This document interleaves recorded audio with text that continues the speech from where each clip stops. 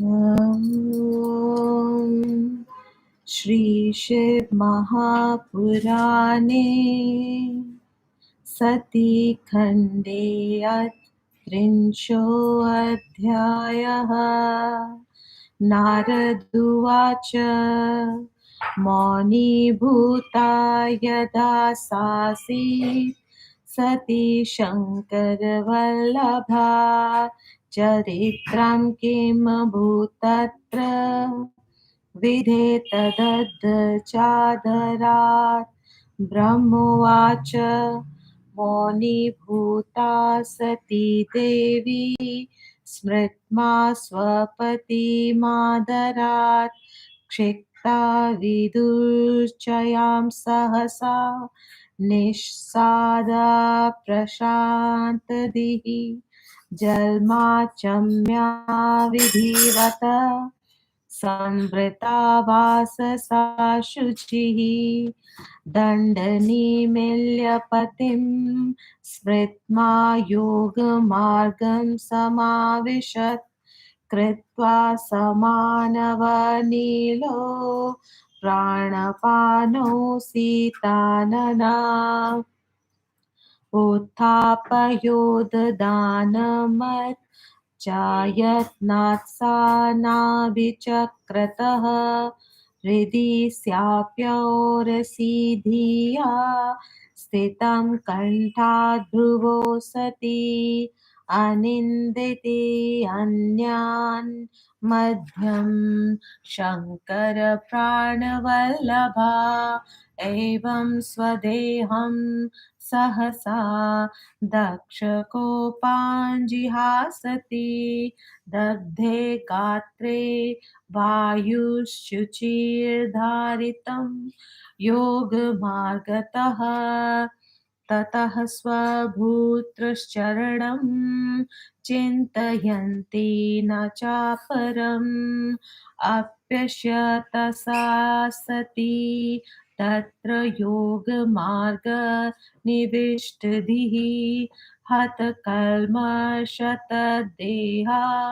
प्रापतच्च तदाग्निना भस्मासाद्भवत् सद्यो मुनिश्रेष्ठ तदिच्छया तत्तपश्चातां चाखे भूमौ वादो अभूत्सुमान् तदा हाहेतिसो अद्भुत चरित्रः सुरादीनां भयावह हन्तप्रिया पराशम्भोर्देवी देवत्मस्य हि जहावसून सतीकेन सा दुष्टेन प्रकोपिता अहो त्वनाम्यम्यां सुमहदस्य दक्षस्य पश्यतः चराचरं प्रजायस्य यत् पुत्रस्य प्रजापतेः अहो अद्य विमानाभूत् भूत्सा सती देवी मनस्विनी वृषभध्वज प्रिया आभीक्षणं मानयोग्या सतां सदा सोऽयं दुर्मुहर्षहृद्यो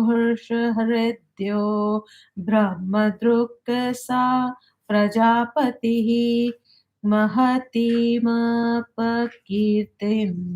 हि प्राप्स्यति वृषभ प्रियाभीक्षणं मानयोग्या सतां सदा सोऽयं दुर्मुषहृद्यो ब्रह्मदृक् सा प्रजापतिः महीतिमपकीर्तिः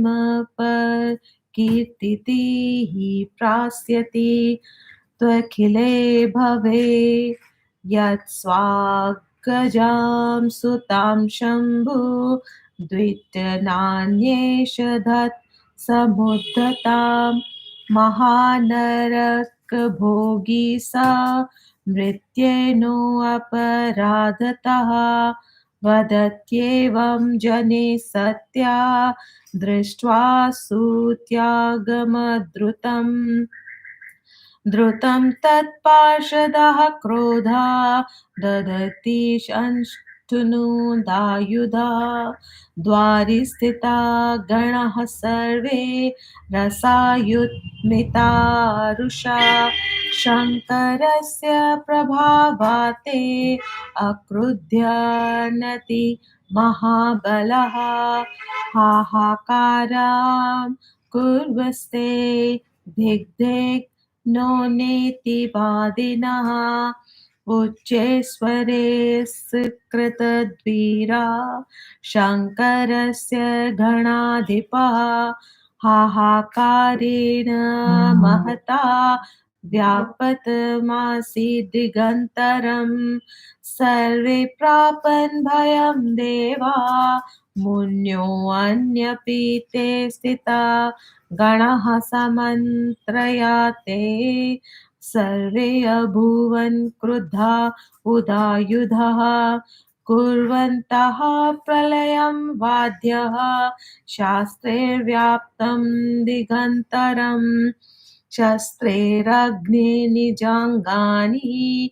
केचित्तत्र शुचाकुलः शिरोमुखानि देवृषे सतीक्षणेः प्राणनाशिभिः एतत्तं ते विलयं प्राप्ता दाक्षायण्याः समां तदा गणायुते द्वे च तदा तदद्रुतमिवाभवत्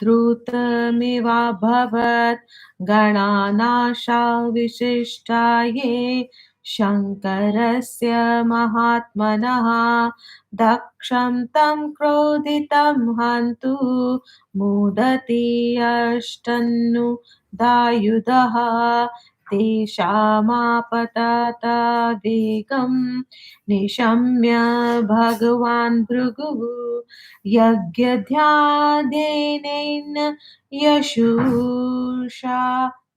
यजुषा दक्षिणाग्रौ जुहोन्मुने हूयमाने च भृगुणा समुत्पेतुर्महासुरः ऋषभवो नाम प्रबला वीरास्तत्र सहस्रशः तैरलातायुधैस्तत्र प्रमथाना मुनीश्वर अबुद्युद्धं सुविकटं शृण्वतां रोमहर्षणम् ऋषिभिस्तैर्महावीरैर्हन्यमानः समन्ततः आयन्तनयनाः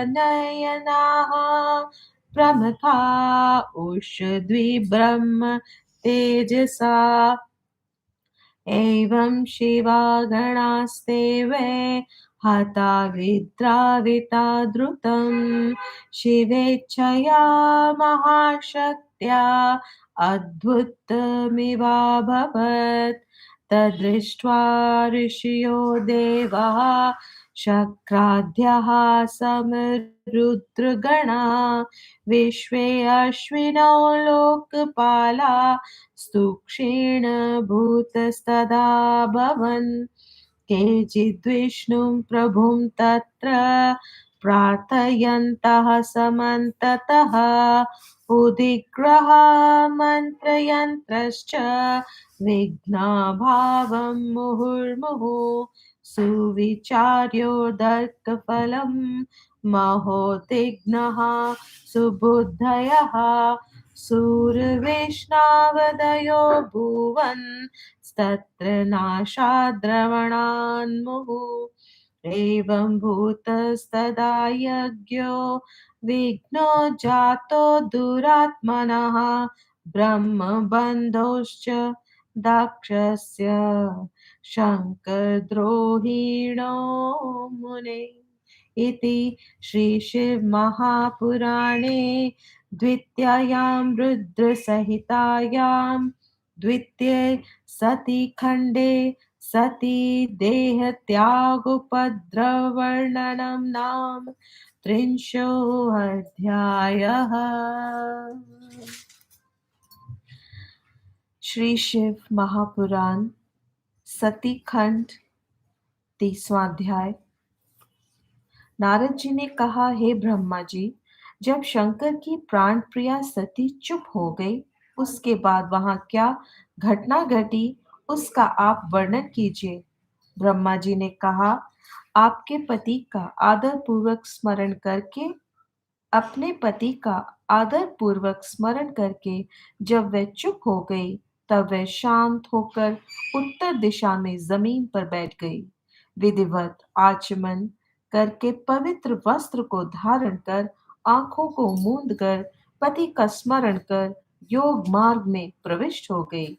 उस गौर मुख वाली ने प्राण तथा आपान वायु को समान का नाभि चक्र से यत्न पूर्वक उदान वायु को उठाकर बुद्धि पूर्वक अपने हृदय में स्थापित कर फिर उस प्राण वायु को कंठ प्रदेश से बोहों के बीच में ले जाकर उस प्रशंसनीय शंकर की प्राण प्रिया ने दक्ष के प्रति क्रोध के कारण सहसा अपने शरीर को छोड़ने की इच्छा से योग मार्ग द्वारा रूप को धारण किया। योग मार्ग में बुद्धि लगाई हुई इस सती ने केवल अपने पति के चरणों का चिंतन किया और उन्हीं को देखती रही। निष्पाप उसका शरीर यागाग्नि में गिर पड़ा। हे मुनिवर, उसकी इच्छा से वह शीघ्र ही भस्म हो गई। यह देखते ही आकाश तथा भूमि में अत्यंत कोलाहल हुआ, जिससे देवता आदि को भी भय हो गया। खेद है कि किसी दुष्ट द्वारा क्रोधित की गई शिव जी की प्रिय पत्नी ने अपने प्राणों को त्याग दिया। आश्चर्य है इस दक्ष की मूर्खता को। देखो, जो ब्रह्मा का पुत्र है और चर अचर जिसकी प्रजा है। खेद है कि सती देवी, जो शिवजी की पत्नी और सज्जनों की माननीय है, दुखी हुई। यह प्रजापति दुष्ट हृदय वाला तथा ब्रह्मद्रोही है।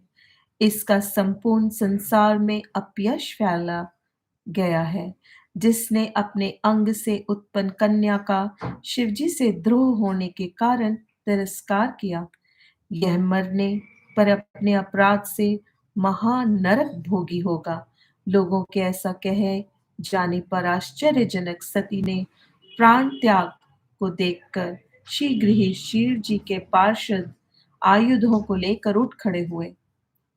उसके द्वार पर शिव जी के महाबली 6,000 गण रस युक्त रसयुक्त मितः गणः।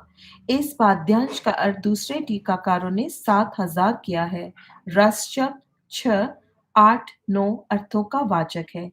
यदि हम इसे रसा के रूप में स्वीकार करते हैं तो इसका अर्थ पृथ्वी होगा। पृथ्वी आदि 7 लोग होते हैं। इस प्रकार का अर्थ एक क्लिष्ट कल्पना है। वास्तव में इसी के पहले 28वें अध्याय के 44वें श्लोक में सती के साथ 60,000 गणों के जाने का स्पष्ट उल्लेख है।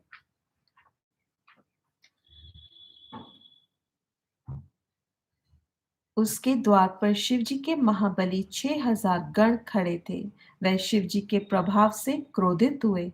वह सब शिवजी के गण जोर से हाहाकार करते हुए बार बार हमको धिक्कार है कहने लगे। उनके महान हाहाकारों से 10 दिशाएं गूंज उठी। जो वहां देवता तथा मुनि उपस्थित थे, वे सभी भयभीत हो गए। क्रुद्ध गणों ने आपस में मंत्रणा करके आयुध उठा लिया।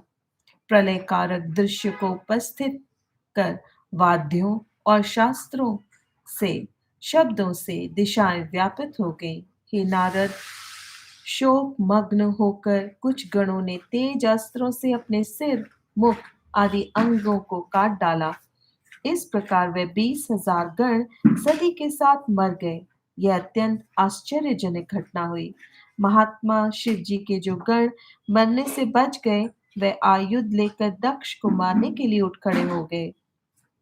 हे मुनिवर, महर्षि भृगु ने उनके इस प्रकार आक्रमण की बात सुनकर यज्ञ विंद विनाशक मंत्रों से दक्षिणाग्नि में हवन किया। भृगु के इस प्रकार हवन करने पर शुभ्र नामक हजारों प्रबल वीर उसमें उत्पन्न हो गए। हे मुनीश्वर, उन अंगार आयुध वाले वीरों के साथ शिव गणों का रोमांचकारक युद्ध हुआ। महावीर शुभु गणों के ब्रह्म तेज से जलते हुए प्रथम गण शीघ्र ही मृत्यु को प्राप्त हो गए। इस प्रकार शिव जी की इच्छा रूपी महाशक्ति से उनके कुछ गण मारे गए, शेष भाग गए। यह महान आश्चर्य हुआ। इसे देखकर इंद्रादि देवता, मरुदगण, ऋषिगण, विश्वदेव, अश्विनी कुमार तथा लोकपाल सब चुप हो गए। कुछ लोग चारों ओर से विष्णु भगवान की स्तुति करने लगे। घबराकर बार बार सोचने लगे, किस प्रकार विघ्न ना हो। अब आगे क्या होगा, इसका विचार कर सद्बुद्धि वाले विष्णु आदि देवता घबराकर सोचने लगे और उस आपत्ति को दूर कर सकने में अपने को असमर्थ जानकर उद्विग्न हो गए। हे मुनिवर, इस प्रकार उस दुरात्मा शिवद्रोही ब्रह्मा के पुत्र दक्ष के यज्ञ में विघ्न हो गया। इस प्रकार शिव महापुराण में सती देह त्याग उपद्रव वर्णन नामक 30वां अध्याय समाप्त।